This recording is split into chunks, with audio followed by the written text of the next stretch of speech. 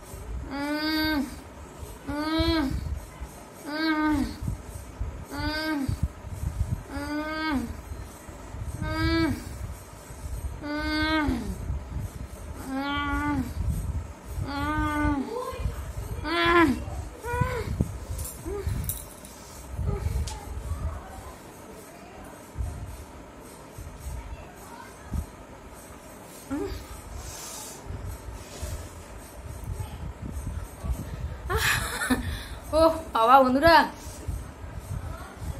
মনে হচ্ছে টমেটো না গলায় ঢুকে যাবে, এমন হচ্ছিল টমেটোটা। দেখো দেখো দাঁত দিয়ে দেখো, দাঁতে লেগে একটু কেটে গেছে, খুব অস্বস্তি লাগছিল। তো যাই হোক বন্ধুরা, ভিডিওটা ছোট করে রাখলাম, ভালো লাগলে অবশ্যই লাইক করো। তাহলে আজকের মতন এখানেই সকলকে টাটা, সবাই ভালো থেকো, সুস্থ থেকো, আর অল টাইম স্মাইল করো সবাইকে। আজকের মতো এখানে টাটা।